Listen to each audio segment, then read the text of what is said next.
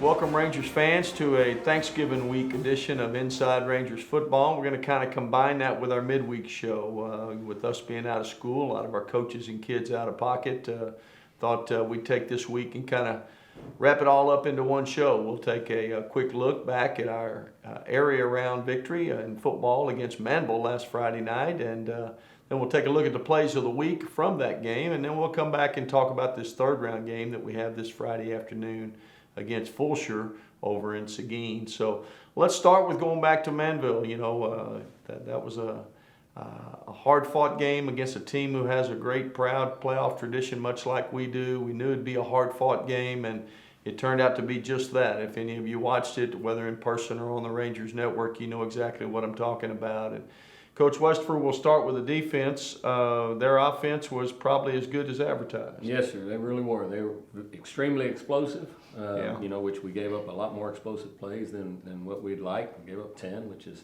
by far the most we've given up in the game this year. And you got to credit Manvel for that. They've got some really good players. Quarterback is, you know, every time he had the ball, it was like chasing something really fast. You know, we had a hard time containing them and keeping them where we wanted to be, and we missed some fits and missed some tackles along the way. Got a little bit frustrated with ourselves, but our kids responded, made enough plays, you know, at the end to do what we needed to do. Well, and takeaways. We always talk about special teams, takeaways, explosive plays. You mentioned explosive plays. Manvel had a few more than we did, actually. And normally when that goes the other way, you have a hard time winning the game.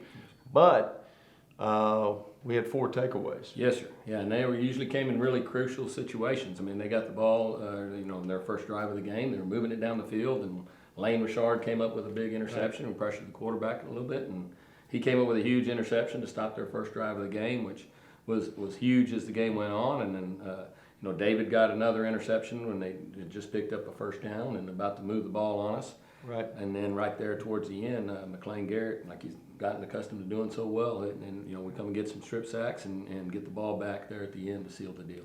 No doubt. And you say, well, that's 3 takeaways. What's that 4th one? Well, you know, the second half kickoff, you know, our kickoff team goes down there and recovers a fumble inside the 5. And one play we go score and, you know, lengthen our lead. It was a 3-point lead and suddenly became a 10-point lead. And then special teams played another big role. You know, they come back in the second half just like we knew they could, and they kick it off to Kyler Clark. Yeah, what a great return he had. And of course, you know, that's a lot of guys on that unit doing their job. There were a lot of blocks, and he did a really nice job of setting up the last block that Braden got there. And you know, of course, Kyler, he's really fast. You know, as he proved on that deal. There wasn't anybody catching him, even though they had some guys with some angles. He is pretty quick. You know, my old grandpa used to say about the guys, you know, they could hit that light switch and be under the sheets before the light went out. That's kind of how Kyler was on that play. He was. There's a big play. They had just taken the lead and got us the lead back. And then, of course, Manvel's defense, their front, very, very reminiscent of the Harker Heights group that we played early in the year. Very physical. All of them could run. Coach Hill, I know we started slow, but how'd we get moving finally? Yeah, absolutely. They were a great defense, and we did start slow, but I think we were pretty opportunistic when we got those turnovers. And you know, when it kind of mattered the most, they would go down and score, and we need to answer. We'd answer. And y'all mentioned a couple names already. Kyler Clark and David DeHoyos had really big game-changing plays for us. Kyler took a quick little bubble screen, 78, 80 yards, and scored. Right. David DeHoyos in the fourth quarter were kind of driving to hopefully ice the game and put it away. 3rd and 4, you know, we run behind our big left tackle, left guard, Colton Thomason, and Tegan Owsley, and he goes ahead and busts it for 40 yards. So, you know, they held us in check a lot of the night, but when it mattered the most, I feel like we came through in some of those situations. And took care of the ball. We mentioned the 4 takeaways. We had 1 fumble there in the fourth quarter that gave them a little bit of life, but took care of the ball. And, you know, special teams, as we said, played a big role. Taking care of the ball played a big role. And I thought more than anything else, just staying with it. Yes. You know, just staying with it. When you play good teams like you're going to in this level of the playoffs, every drive is not going to work. Every defensive series is not going to necessarily be a 3-and-out or a turnover. You just got to kind of win enough battles to eventually win the war. And we were able to do that. Won the area championship, so now we're the district champs. We're the by-district champs. We're the area champs. Now we move on to the regional round. And before we look ahead to next week, let's take a look back at the big plays, the plays of the week in our big win over Manvel in the second round playoff game. So let's go take a look at those. Our first play of the week is a special teams play by Kyler Clark, one of our senior returners. Manvel has just scored to take a 7-3 lead, and we immediately get the momentum back. You see the kickoff there in the white jerseys, kicking it deep, and there's Kyler taking that thing inside of our 5-yard line. As he runs up the left sideline, he begins to get a series of blocks that we'll feature here in just a minute. You can see he makes a cutback there about the 40 and gets inside, and then the kicker's the last man, and that's Braden Bafidis with the arrow. The other returners out ahead of Kyler, and he gets a push on the kicker. He knocks him down, and now it's a foot race to Kyler with Kyler and their last man, and he cuts that thing back across and takes it into the end zone. Just a huge momentum shift. They had all the momentum, took the 7-3 lead, and now just one play later, we're back on top with 10-7 with the extra point to follow. You can see it generates a little excitement there. If you look at it from behind, there's Kyler. He's on our left as we look at it. The kick, like I said, drives him back inside the 5. And you can see the alley there on the left that he's going to try to hit, that little canal right there. And we begin to get 2, 3, 4 different blocks right there that keeps everybody pinched inside. And then we have Weston Ross, one of our seniors, blocking out here on the left side. And then we get one more block here by Braxton Alexander, and there goes Kyler. And it's just him and the kicker, and there's Braden on the left, and there's the kicker on the right. And you're going to see that block. Kind of topples him over, and Kyler's down the sideline, outruns the angle. Big play, huge momentum shift, and in a game that we're going to need some momentum shifts. Next big play is Kyler Clark again. Now he's an offensive player. Now he's not a kick returner. He's in the slot at the top of the screen, as you can see the circle around him, and we're going to throw him just a simple bubble screen. The ball snap comes back. Chase Sinlick, our quarterback, a little quick fake and then pumps it out there, and that's T.J. Clark, the wide receiver at the top of the screen, blocking for Kyler. He's going to block one man, and Kyler, you got to make the other man miss. And he does. You can see that block, and Kyler goes around the outside of the block, away from the unblocked defender, and now it's him and one man to beat. You can see it turns on the Jets there at the 40. Last guy's got the angle. Kyler makes a little cut back there. It kind of avoids his heel line tackle and runs the rest of the way. And once again, just a great momentum shift. You need big plays in big play opportunity times, and Kyler gave us a couple. From behind the offense, you can see it all unfold very, very well. Again, it's a running play, actually. Got a lot of blockers going left to right, got a ball carrier going left to right. But Chase looks over the defense, decides, you know what, I'm not going to do that. I'm going to throw it out here instead and see what my guy can do. So we get it out there. There's TJ blocking on the left. There's that safety coming in from the right. He goes around to the outside, and TJ kind of gets a 2-for-1 there. And there he goes. Down the sideline, one man to beat right there. He makes a cutback just at the right time and gets it in the end zone for another big momentum shifting play. And then the play that ends the game. We're up by 10.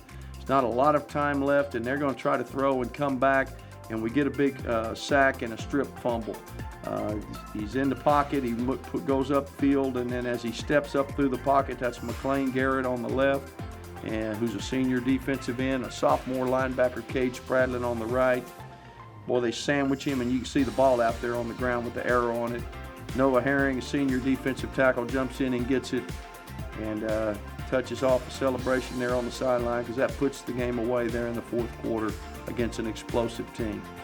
You can see it real good from behind the offense. He drops back, and there comes McLean Garrett up the field. We're not going to let him outside. That makes him step up, and when he steps up, we've got a linebacker spying on him, and that's Cade Spradlin. And then he tries to go between them, and as he does that, they sandwich him, and Mac gets the ball out, and there goes Noah Herring, recovers it, and we go out now. We're able to kneel the ball a couple of times and put the game away. Among other plays, those 3 plays certainly were a big key to our win last Friday night. So on to the next round. You're down to just a handful of teams left in the state, and we're one of them. But so is the Fulshear Chargers, our next opponent, coming up out of the Houston, Katy, Fort Bend, Lamar consolidated area. We're being in Region 3. We're suddenly playing the Cedar Parks and the Manvels, and now the Fulshears. People we're not familiar with, and and they're not familiar with us either. But having obviously an excellent football team. They're 11-1. Had one narrow loss way back early in the season, much like we did, of one. Scoring a bunch of points of every game, and just a very dominant, very good football team, like you might expect. Coach, let's start with their offense. It gets a lot of notoriety. It's averaging well up near 500 yards a game, but they're not doing it like everyone else. No, sir. You'd think a lot of times a team averaging 50 points and 500 yards a game must be throwing it everywhere. Well, these guys aren't. They're running the football, and they run it very well. Their O-line is very disciplined. They don't run just a ton of plays, so they execute them very well. Their running backs are really explosive. They run hard. And then the quarterback's a really explosive runner, and he's a good passer too. They have one receiver that they really feature a lot. Right. Their philosophy is run the ball, and then we're going to take some shots up the field on 50-50 balls. And that guy's been winning more than 50% this year. Right. He's really good up the field. Right. Yeah, he can got a little power game, got a little misdirection game, and then throwing the ball. And like you said, it's just off schedule. It's different than what you've seen for the last, in our case, 12 games. And defensively, Coach Hill, kind of a 4-down, got some real big defensive tackles. They do. They got some big boys up front. I feel like I've said this the last couple of weeks. There's not really any bad ones left. But they're, 4-down team. They're very sound, very well coached, not quite as exotic as they are in special teams and offense. I think they run their base defense, and they run it really, really well, and they have not been giving up a whole lot of points as of late. But, an odd similarity between our offense and their offense. It's not exactly the same schemes, but as you know, we too like to run the football a little bit and take our chances down the field. So I think our kids are excited for this Friday. It should be a good matchup. Well, you mentioned the special teams. They're a little out of the mainstream there. They'll onside kick frequently. I think we have 50 onside kicks in their 12 games. They don't kick extra points generally. If they score a touchdown, they go for 2 every time, just playing what they believe are the odds in their favor. So, just do things a little bit out of the mainstream, but very, very good at it, very well coached, very disciplined, good football team. And so we'll have our hands full Friday at 1 o'clock at Matador Stadium over at Seguin High School. And there's a ticket link floating around there to where you can click and buy those tickets online. We hope that you'll drive over and catch the 1 o'clock day after Thanksgiving game over at Seguin. And we appreciate all the support we've had from the Ranger fans all year, and we'll see you, and we'll pack the stands on Friday. And we'll see you next time.